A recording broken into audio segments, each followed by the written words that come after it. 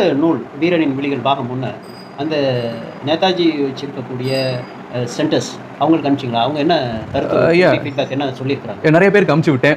ஒரு பாசிட்டிவான கருத்துக்களும் வந்துச்சு, நெகட்டிவான கருத்துக்களும் வந்துச்சு. பாசிட்டிவா என்ன கருத்து வந்தது?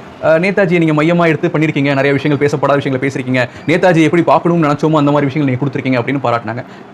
நெகட்டிவாக பார்த்தீங்கன்னா இது வந்து ஒரு நாவலாக சில பேரால் அக்செப்ட் பண்ணிக்க முடியல. அவரை பற்றி கட்டுரைகளாகவே படித்து வந்தவங்களுக்கு நாவலாக படிக்கிறத வந்து அவங்க மைண்ட் ஏற்றுக்கல. ஸோ அதனால சில கருத்துக்களை முன் வச்சாங்க. இப்போ இந்த வெளியீடுனால நீங்கள் பெற்ற அனுபவம் என்ன? ஓகே, ஸோ சுபாஷ் சந்திர போஸை வந்து தமிழகத்தில் நிறைய பேர் நேசிக்கிறாங்க, கடவுளாக நேசித்து பூஜை பண்ணிட்டு இருக்காங்க. அவங்களுக்குலாம் ஒரு ட்ரிபியூட்டாக இருக்கணும் அப்படின்றதுக்காக தான் அந்த நூல் நான் படிச்சது. நிறைய பேருக்கு போய் சேர்ந்துச்சு. நான் அனுபவப்பட்டது என்ன அப்படின்னா, இந்த நூல் வந்து ஒரு நிறைய நூலை ரிசர்ச் பண்ண விஷயங்கள். இது கரெக்டாக அந்த மக்களுக்கு போய் எடுத்துகிட்டு போய் சேர்த்துட்டோம் அப்படின்னா அவருடைய புகழ் இன்னும் நல்லா பெருசாகிடும். ஏன்னா நீங்கள் நேதாஜி சுபாஷ் சந்திர போஸை கடவுளுக்கு நிகராக வந்து மதிச்சாலுமே நிறைய பேர் தவறாகவும் பயன்படுத்திட்டு இருக்காங்க. அந்த மாதிரி விஷயத்துக்குள்ளேருந்து சுபாஷ் சந்திர போஸை வெளியே கொண்டு வரணும். அவரோட தாட்ஸ் என்ன, அவரோட மைண்ட் செட் என்னங்கிறத மக்களுக்கு கரெக்டாக எடுத்துகிட்டு போய் சேர்க்கணும் அப்படின்றத நம்ம